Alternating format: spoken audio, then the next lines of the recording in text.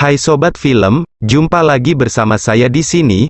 Kali ini saya akan menceritakan film survival dan petualangan seru yang berjudul Alpha tahun 2018. Bagaimana alur cerita filmnya? Langsung saja, gasken.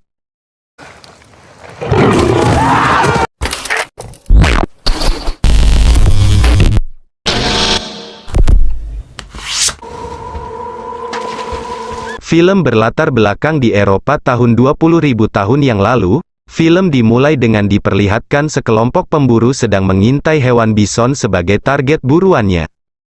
Setelah mendapatkan waktu yang tepat, para pemburu memulai melancarkan aksinya. Untuk mendapatkan hasil maksimal, mereka mengarahkan para bison agar terjatuh ke jurang. Saat para pemburu sedang melakukan rencananya, tiba-tiba salah satu bison ada yang marah dan menyerang balik. Bison itu pun melukai salah satu orang yang bernama Tuan Keeda, dan bison itu pun membawanya ke arah jurang, lalu melemparkannya. Sebelum melanjutkan bagaimana kondisi Tuan Keeda, cerita pun kembali ke 1 minggu yang lalu. Terlihat di sebuah permukiman kelompok pemburu, anak muda yang sudah cukup umur sedang melakukan audisi. Mereka sedang membuat mata tombak dari batu. Siapa yang mendapatkan hasil yang bagus, dia sudah berhak untuk mengikuti perburuan. Kepala suku yang bernama Tuan Tao mulai melihat hasil dari anak-anak itu, dan hasilnya ada beberapa orang yang gagal dan juga ada yang lulus, dan salah satu orang yang lulus adalah Tuan Keeda. Ternyata Tuan Keeda adalah anak dari kepala suku, dia pun berhak mengikuti perburuan. Untuk persiapan bekal di musim dingin yang akan datang, malam harinya, acara penyambutan anggota baru pun dilakukan dan dipimpin oleh dukun di kelompok itu. Setelahnya, saat hendak beristirahat, Ibu Keeda berbicara ke Tuan Tao. Kalau dia sangat khawatir, takut kalau Tuan Keeda belum siap, tapi Tuan Tao justru yakin kalau Tuan Keeda bisa dan mampu mengikuti perburuannya. Keesokan paginya, para pemburu akan memulai perjalanannya. Tidak lupa Tuan Keeda pun memeluk ibunya yang sangat khawatir, dan akhirnya para pemburu pun pergi dipimpin Tuan Tao.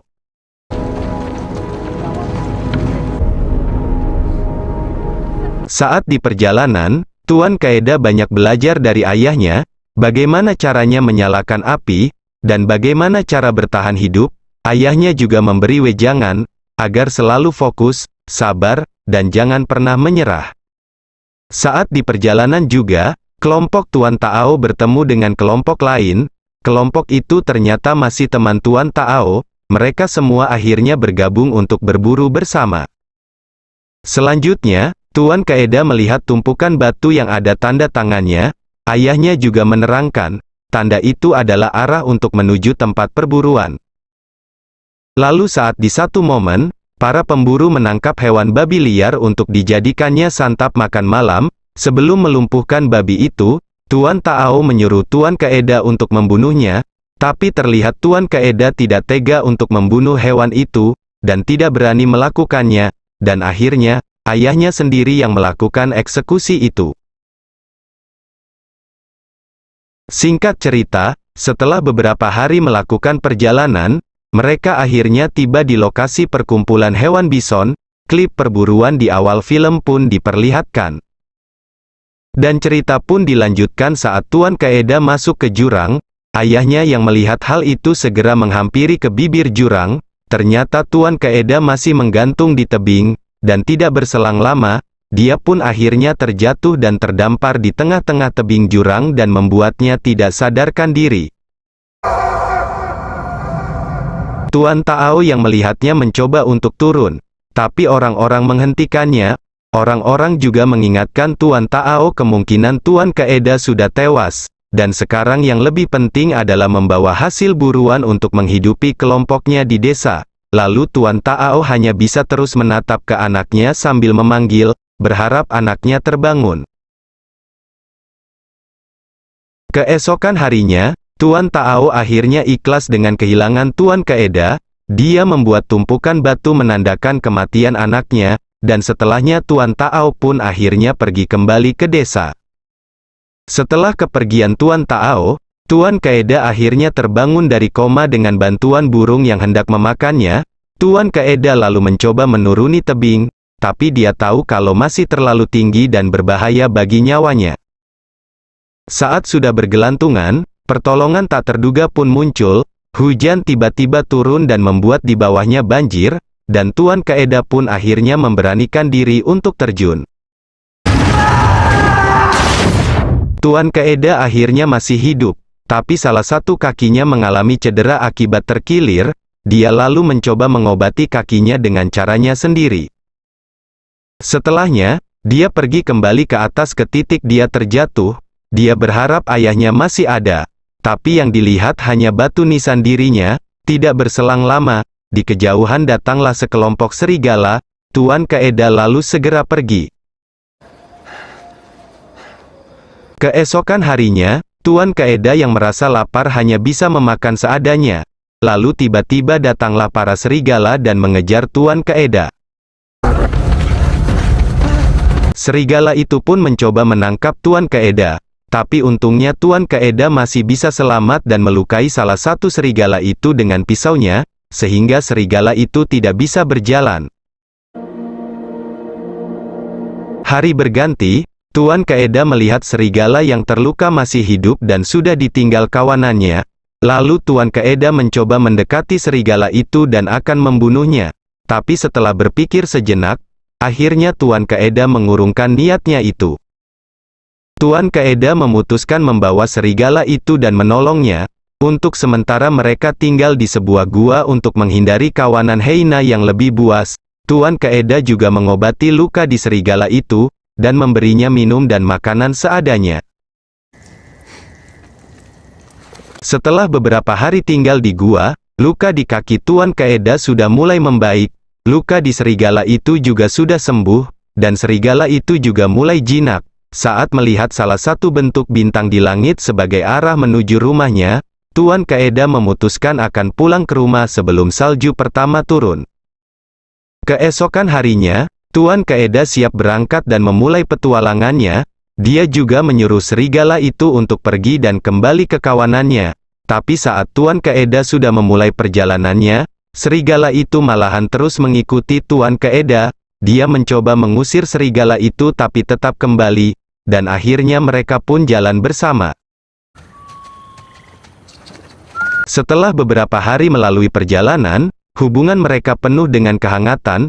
Mereka berdua tambah akrab dan menjadi teman. Mereka berburu bersama, mandi bersama. Tuan Kaeda akhirnya memberi nama serigala itu dengan panggilan Alpa. Singkat cerita, musim dingin akhirnya tiba. Saat mereka sedang istirahat, tiba-tiba muncul kelompok serigala. Si Alpa lalu mencoba berbicara dengan salah satu kawanannya. Setelahnya, serigala itu segera pergi. Lalu si Alpa juga memutuskan pergi menyusul kawanannya itu. Sekarang Tuan Kaeda tinggal seorang diri. Keesokannya dia terus melanjutkan perjalanannya, dan setelah beberapa hari, Tuan Kaeda melihat lagi kawanan serigala. Dia mencoba memanggil-manggil si Alpa, dan akan menghampirinya. Saat sedang berlari, tiba-tiba Tuan Kaeda terjatuh dan terjebak di dalam air yang dingin.